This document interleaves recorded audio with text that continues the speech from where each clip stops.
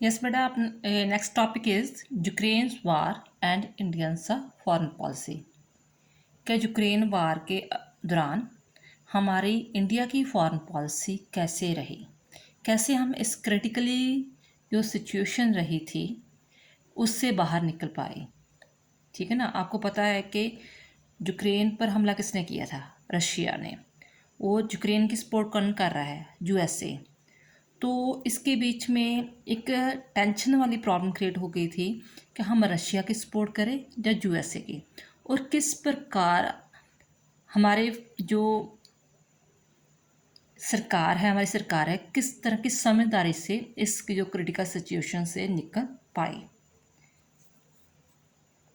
इसको टॉपिक को समझने से पहले हम इसके जो मेन पॉइंट्स है उसे देखेंगे। As you know very well that कि जो सोवियत यूनियन था वो 1991 में डिसोल्यूशन हो चुका था, वो ख़त्म हो चुका था। फॉर दिस रीज़न उसके अंदर जितने भी देश थे, 14-15 कंट्रीज़ थी, वो आज़ाद हो चुकी थी, और यूक्रेन भी उनके बीच में से एक था। ठीक है। तो यूक्रेन जो अपने आप में पूरी तरह फ्रीडम हासिल कर चुका था, लेकिन अभी भी रशिया अपने आप को उस पर डोमिनेट महसूस करता है कि वो मेरे अंडर है, वो जैसे मैं पॉलिसी अपना रहा हूँ या कुछ भी है वो मेरे अकॉर्डिंग ही चले।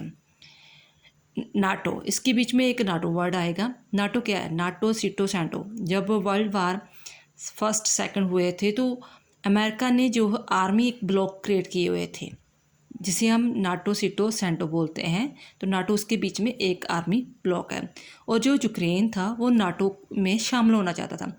और ये चीज़ जो सोवियत यूनियन को, कह लो कि रशिया को ये चीज़ बात पसंद ना आई। अगर वो नाटो में शामिल हो जाता है तो इस तरह वो रशिया सोचता है कि वो मेरे खिलाफ जो है अमेरिका जो है वो बाद में अपनी आर्मी को यूज़ करेगा, क्योंकि वो उसके एक टेरिटरी बन जाएगा ना, जहाँ पर वो अपनी फ़ौज को स्टेबल कर सकता है, और दैन आफ्टर मेरे पर वो जो है प्रॉब्लम्स क्रिएट करेगा। फॉर दिस रीज़न इसमें चीज़ को ध्यान में रखकर 24 फेब को 2022 को उसने यूक्रेन पर अटैक कर दिया। तो आप गेस कर लो कि साल से भी ऊपर हो गया, अभी भी ये वार चल रहा है। और इंडिया ने अपनी जब यूएन सिक्योरिटी, जो यूएनओ काउंसिल है, जनरल असेंबली है, आपको पता है जो 5 जो पावर्स वगैरह होती हैं, जब भी कोई देश दूसरे देश से पे हमला करता है तो जो जनरल सिक्योरिटी होती है, काउंसिल होती है, तो वो मिलजुल कर जो भी इसके बीच में 100 से ज़्यादा देश शामिल है, उनकी सारी फौज इकट्ठी होकर दूसरे पर अटैक करती है कि हम इसकी सुरक्षा के लिए आगे बढ़ेंगे। तो इंडिया वहाँ पर एब्सेंट ही हो गया, वह वो असेंबली में गया ही नहीं। कि वो रीज़न क्या था? ना तो वो यूएसए के फेवर में बात कर सकता था, ना ही वो रशिया के फेवर में। इस तरह उसने अपने आप को एक न्यूट्रल रखा। रीज़न भी ये क्या था? क्योंकि वो रशिया से बहुत सारी एनर्जी और डिपेंडेंस जो डिफेंस नीड्स है, और इवन के क्रूड ऑयल जो है वो उनसे प्राप्त कर रहा था। अगर वो रशिया के ख़िलाफ़ बोलता तो जिस सारा कुछ उस पर बाइकाट हो जाना था। और इस चीज़ की समझदारी जो सारी दिखाई वो जयशंकर ने, क्योंकि वो एक्सटर्नल अफेयर मिनिस्टर थे, अभी भी है। ठीक है। तो उन्होंने डायलॉग के द्वारा मतलब इस चीज़ से बाहर निकले कि नहीं, हम हमदर्दी रखते हैं कि जो यूक्रेन पर जो लोग मारे जा रहे हैं या कुछ भी उस पर हमें दुख है, लेकिन हम जो है भी डायलॉग के द्वारा हम इससे डिस्प्यूट को सॉल्व करने की कोशिश करेंगे, लेकिन हम किसी को फेवर या अगेंस्ट में नहीं जाएंगे। अपनी सिचुएशन ये भी वो बार बार कह रहा है, अगर मैं मान लो कि रशिया के ख़िलाफ़ जाता हूँ तो चाइना कभी भी मुझ पर अटैक कर सकता है, तो मैं ऐसी सिचुएशन में किसी को अपना दुश्मन नहीं बना सकता। तो चलो एक्सप्लेन में हम पढ़ते हैं।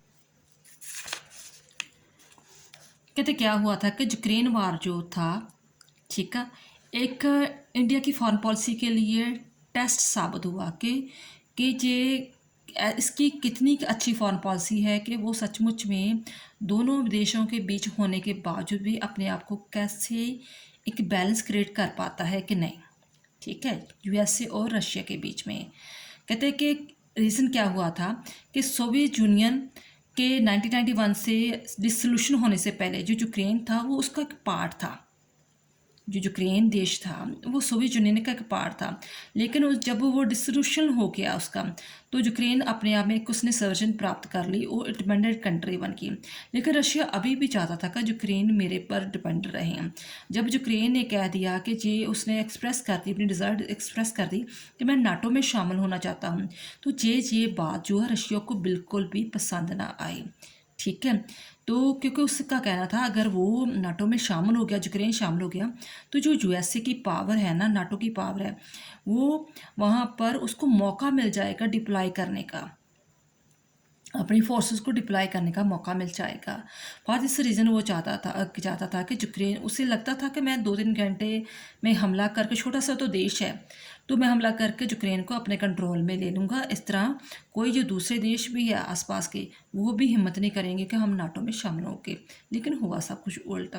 फिर उसने 24/2022 को यूक्रेन पर अचानक हमला कर दिया।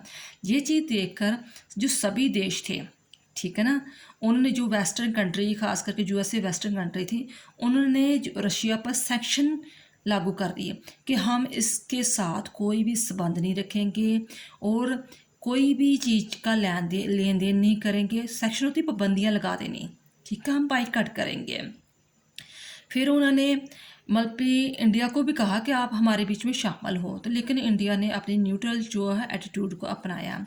एक एग्जांपल उसने और दी कि जब यूएन सिक्योरिटी काउंसिल हुई और जनरल असेंबली सिक्योरिटी हुई, तो उसने कहा कि वोटिंग करो कि आप सचमुच में यूक्रेन को हमलावर घोषित करते हो कि नहीं, कि यूक्रेन को नहीं, रशिया को, कि रशिया ने यूक्रेन पर हमला किया है तो रशिया जो गलत है, तो हम उस पर जो है जो आर्मी फौजी कार्रवाई करेंगे as a general UN security के तौर पर।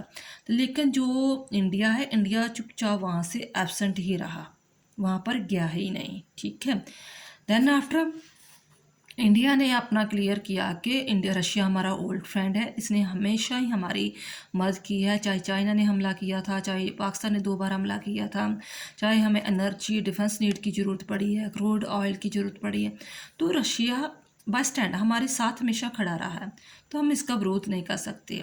फिर मिस्टर एस जयशंकर, उसने जो एक्सटर्नल अफेयर का मिनिस्टर थे, उसने कहा कि जो सीज़ फायर चल रही है, हम इस डायलॉग के दौरान जो है इन दोनों की बातचीत करवा सकते हैं, रशिया और यूक्रेन की, ठीक है, और इस सीज़ फायर को ख़त्म करने की कोशिश करेंगे। हमें दुख है कि काफ़ी इस हमले के दौरान जो सिविलियन चिल्ड्रन मारे गए हैं, तो वो चीज़ नहीं होनी चाहिए। आप हमला कर रहे हैं, फौजी पर हमला करें, लेकिन जो आम सिविलियन है, बच्चे हैं, उनको मत मारा जाए। तो today the world is fully aware, लेकिन लोगों में गुस्सा था कि इंडिया ने ऐसे क्यों रूल अपनाया है।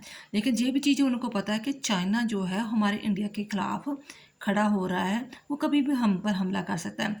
फॉर दिस रीज़न हमें रशिया की हर वक्त ज़रूरत पड़ेगी, इसलिए हम जो है किसी भी तरह क्लियर कट जो किसी की सपोर्ट या अगेंस्ट भी नहीं जा सकते। तो सारी दुनिया अब इंडिया की इस क्रिटिकल जो जंक्चर है, सिचुएशन है, इसको समझ चुकी है। अब वो उसके इंडिया की सिचुएशन को समझकर उसकी सपोर्ट करते हैं। आई होप आपको ये टॉपिक समझ में आ गया होगा। अब मेन पॉइंट्स फिर एक बार देख लो बेटा कि इसमें कौन से मेन पॉइंट्स हैं।